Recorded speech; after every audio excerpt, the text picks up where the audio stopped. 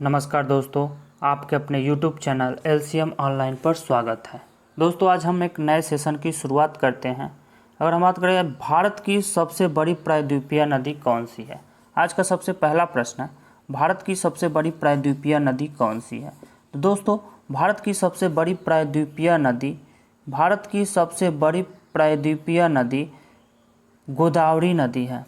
गोदावरी नदी भारत की सबसे बड़ी प्रायद्वीपीय नदी है, जिसकी लंबाई 1465 किलोमीटर है। इसकी कुल लंबाई 1465 किलोमीटर है। कृष्णा नदी की कुल लंबाई 1401 किलोमीटर है। कृष्णा नदी की कुल लंबाई 1401 किलोमीटर है और कृष्णा नदी का उद्गम महाबालेश्वर से होता है। महाराष्ट्र के महाबालेश्वर से कृष्णा नदी का उद्गम होता है और यह जाकर बंगाल की खाड़ी में गिर जाती है। अगर हम बात करें कावेरी नदी की, तो कावेरी नदी की कुल लंबाई 800 किलोमीटर है। कावेरी नदी की कुल लंबाई 800 किलोमीटर है और महानदी की कुल लंबाई 851 किलोमीटर है। महानदी की कुल लंबाई 851 किलोमीटर है। फिर से एक बार रिपीट करते हैं, भारत की सबसे बड़ी प्रायद्वीपीय नदी कौन सी है। भारत की सबसे बड़ी प्रायद्वीपीय नदी गोदावरी नदी है। गोदावरी नदी की लंबाई 1465 किलोमीटर है। भारत की दूसरी सबसे बड़ी प्रायद्वीपीय नदी कृष्णा नदी है। कृष्णा नदी की लंबाई 1401 किलोमीटर है। कावेरी नदी की लंबाई 800 किलोमीटर है और महानदी की लंबाई 851 किलोमीटर है। गोदावरी नदी का उद्गम महाराष्ट्र के नासिक जिले के त्र्यंबक गांव की पहाड़ी से होता है। कृष्णा नदी का उद्गम महाराष्ट्र के महाबालेश्वर की पहाड़ी से होता है। कावेरी नदी का उद्गम कर्नाटक के कुर्ग जिले के ब्रह्मगिरी पहाड़ी से होता है, जबकि महानदी का उद्गम छत्तीसगढ़ के सिहावा पहाड़ी से होता है। यानी सिहावा के पहाड़ी के नज़दीक से महानदी का उद्गम होता है। दोस्तों, चलिए चलते हैं हम अपने अगले प्रश्न की तरफ। हमारा अगला प्रश्न है, निम्नलिखित में कौन सी नदी का मुहाना डेल्टा नहीं बनाता है। दोस्तों, अगर हम बात करें कौन सी नदी का मुहाना है जो डेल्टा नहीं बनाता है, तो दोस्तों ताप्ती नदी का मुहाना डेल्टा नहीं बनाता है। गंगा नदी का मुहाना डेल्टा बनाती है, ब्रह्मपुत्र नदी के मुहाना डेल्टा बनाती है और गोदावरी नदी का मुहाना डेल्टा बनाती है, जबकि ताप्ती नदी डेल्टा का नहीं बल्कि एस्चुअरी का निर्माण कर देती है, ज्वारनदमुख का निर्माण करती है। दोस्तों, चलिए चलते हैं हम अपने अगले प्रश्न की तरफ। हमारा अगला प्रश्न है, बहुत ही महत्वपूर्ण प्रश्न है। अगर हम आपसे कहें भारत में सबसे बड़ी सिंचाई नहर कहाँ स्थित है, तो भारत की सबसे बड़ी सिंचाई नहर है इंदिरा गांधी नहर। इंदिरा गांधी नहर भारत की सबसे बड़ी सिंचाई नहर है। इंदिरा गांधी नहर सतलज और ब्यास, यानी कि यहाँ से मानसरोवर से सतलज नदी आती है, यहाँ से ब्यास नदी आती है, तो सतलज नदी और ब्यास नदी के संगम से इंदिरा गांधी नहर निकाली गई है और इंदिरा गांधी नहर से राजस्थान के पश्चिमी क्षेत्रों में सर्वाधिक सिंचाई के लिए जल की प्राप्ति होती है। दोस्तों, चलिए चलते हैं हम अपने अगले प्रश्न की तरफ। हमारा अगला प्रश्न है, भाखड़ा नांगल परियोजना किस नदी पर है। भाखड़ा नांगल परियोजना किस नदी पर बनाई गई है, तो भाखड़ा नांगल परियोजना सतलज नदी पर बनाई गई है। भाखड़ा नांगल परियोजना किस नदी पर बनाई गई है, सतलज नदी पर भाखड़ा नांगल परियोजना बनाई गई है। चलिए चलते हैं हम दोस्तों अगले प्रश्न की तरफ। हमारा अगला प्रश्न है, टिहरी बांध किस नदी पर बना हुआ है। टिहरी बांध किस नदी पर, भागीरथी नदी पर। यहाँ से भागीरथी नदी का उद्गम होता है और यहीं से एक नदी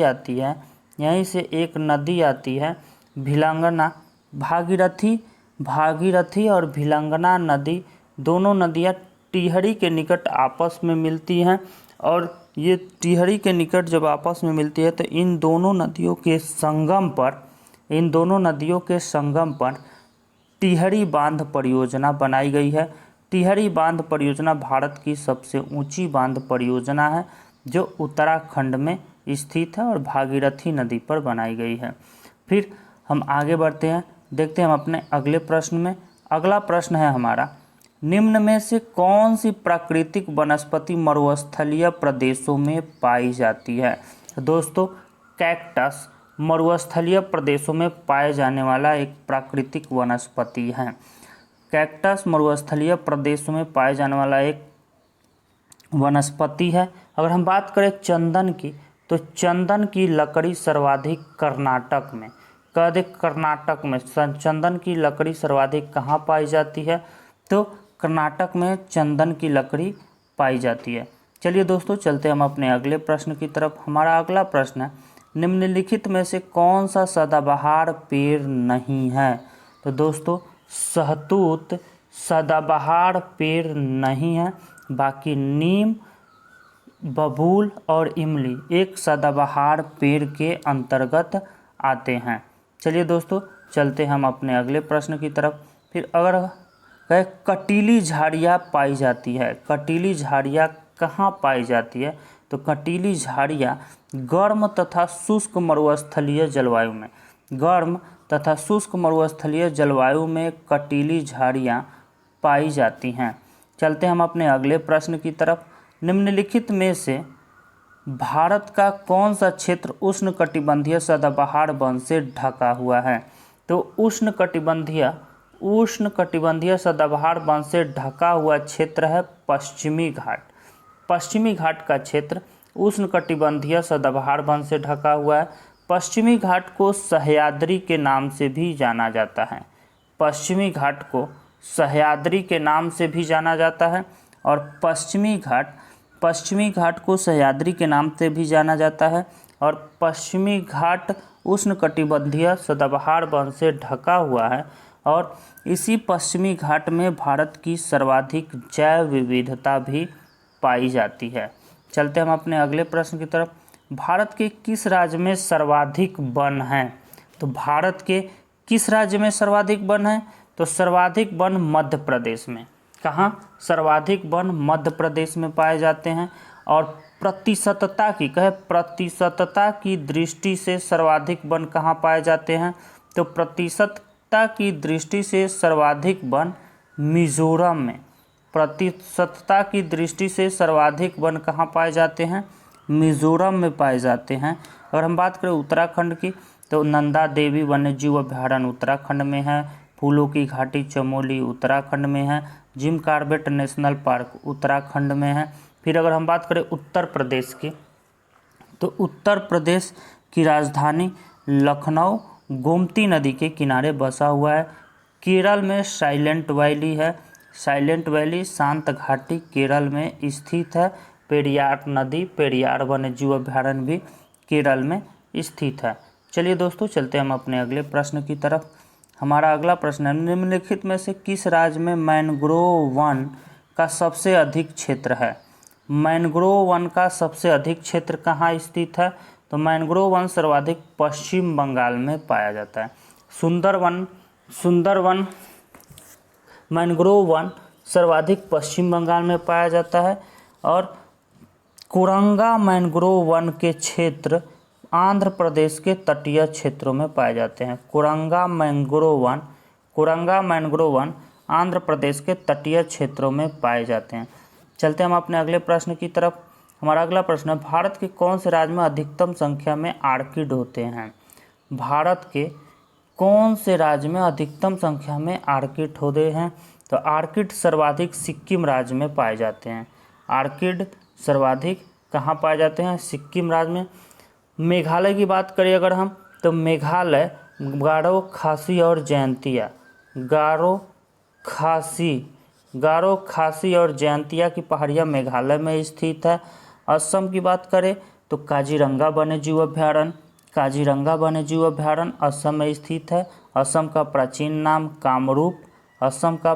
नाम कामरूप और मानस वन्यजीव अभ्यारण्य भी असम में स्थित है। दोस्तों, चलते हम अपने अगले प्रश्न की तरफ। हमारा अगला प्रश्न है WWF से आशय है। यानी WWF का पूरा नाम क्या है? तो WWF का पूरा नाम वर्ल्ड वाइल्ड लाइफ फंड है। World wild life fund WWF का पूरा नाम है और इसका मुख्यालय स्विट्जरलैंड के ग्लैंड में है। कह दे WWF का मुख्यालय कहाँ स्थित है? तो स्विट्जरलैंड के ग्लैंड में इसका मुख्यालय स्थित है। चलिए चलते हैं हम अपने अगले प्रश्न में। और संकटग्रस्त जंतु दैत्याकार पांडा कहाँ पाया जाता है? दैत्याकार पांडा कहाँ पाया जाता है? तो दैत्याकार पांडा कहाँ पाया जाता है? चीन में। चीन में दैत्याकार पांडा पाया जाता है। फिर कहते हैं ऑस्ट्रेलिया में कोआला और कंगारू पाए जाते हैं। कोआला और कंगारू पाए जाते हैं। ब्राज़ील दक्षिण अमेरिका महाद्वीप में स्थित एक देश है जिसे सांपों का देश कहा जाता है। कहते हैं सांपों का देश किसे कहा जाता है? तो ब्राज़ील को सांपों का देश कहा जाता है। फिर हम अपने अगले प्रश्न की अगर बात करें तो निम्नलिखित में से किसमें सर्वाधिक जैव विविधता पाई जाती है? तो सर्वाधिक जैव विविधता उष्णकटिबंधीय सदाबहार वर्षा वनों में पाई जाती है। कहते सर्वाधिक जैव विविधता कहाँ पाई जाती है? तो सर्वाधिक जैव विविधता उष्णकटिबंधीय सदाबहार वनों में पाई जाती है। चलते हम अपने अगले प्रश्न की तरफ। हमारा अगला प्रश्न है, अंतर्राष्ट्रीय स्तर पर वन्य जीवों की सुरक्षा हेतु संस्था कौन सी है? तो अंतर्राष्ट्रीय स्तर पर वन्य जीवों की सुरक्षा हेतु एक संस्था है जिसका नाम है IUCN। IUCN अंतर्राष्ट्रीय स्तर पर वन्य जीवों की सुरक्षा हेतु एक संस्था है। इसका पूरा नाम इंटरनेशनल, I से इंटरनेशनल, U से यूनियन, C से कंजर्वेशन और N से नेचर, यानी international union conservation for nature अंतर्राष्ट्रीय स्तर पर वन्य जीवों के सुरक्षा हेतु एक संस्था है जो रेड डाटा सूची जारी करती है। जो रेड डाटा बुक जारी करती है। प्रश्न पूछा जाता है रेड डाटा बुक कौन सी संस्था जारी करती है? तो रेड डाटा बुक IUCN के द्वारा जारी किया जाता है। इसका मुख्यालय ग्लैंड में है। इसका मुख्यालय ग्लैंड में है।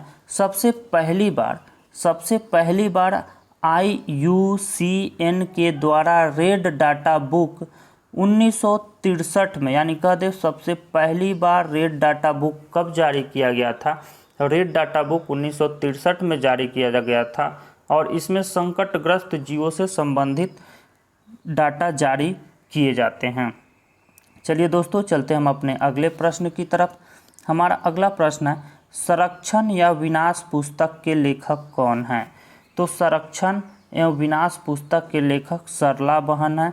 जिम कॉर्बेट नेशनल पार्क इनके नाम पर है। Jim Corbett national park Uttarakhand में स्थित है। वंदना शिवा भी पर्यावरण से संरक्षण से संबंधित एक एक्टिविस्ट हैं, सोशल एक्टिविस्ट है जो पर्यावरण के संरक्षण से संबंधित हैं। अगर हम अपने अगले प्रश्न की बात करें तो पर्यावरण एवं वन मंत्रालय भारत सरकार द्वारा पर्यावरण के क्षेत्र में दिया जाने वाला पुरस्कार है। तो वृक्ष मित्र पुरस्कार पर्यावरण एवं वन मंत्रालय भारत सरकार द्वारा पर्यावरण के क्षेत्र में दिया जाने वाला एक पुरस्कार है। चलिए चलते हम अपने अगले प्रश्न की तरफ। हमारा अगला प्रश्न है, अभयारण्य का संबंध निम्न में से किससे है? तो अभयारण्य का संबंध वन्य जीवों के संरक्षण से है, यानी वन्य जीवों के संरक्षण से संबंधित है अभयारण्य का संबंध। चलिए चलते हम अपने अगले प्रश्न की तरफ और आज के सेशन का आखिरी प्रश्न होगा। बहुत ही महत्वपूर्ण प्रश्न है जो कहीं ना कहीं आपके एग्जाम में पूछा जाता है। दोस्तों अगर हम बात करें मेधा पाटेकर का संबंध निम्न में से किससे है? मेधा पाटेकर का संबंध किससे है? तो मेधा पाटेकर एक पर्यावरण संरक्षण है और मेधा पाटेकर एक पर्यावरण संरक्षण है और यह नर्मदा बचाओ आंदोलन की जनक हैं। कदे नर्मदा बचाओ आंदोलन की जनक कौन है? तो नर्मदा बचाओ आंदोलन की जनक मेधा पाटेकर हैं और मेधा पाटेकर का संबंध पर्यावरण के संरक्षण से है। दोस्तों यदि वीडियो अच्छा लगे तो लाइक कर दे और चैनल को सब्सक्राइब कर दे ताकि अगला जो वीडियो मिले आपके पास नोटिफिकेशन पहुंच जाए। तब तक के लिए धन्यवाद।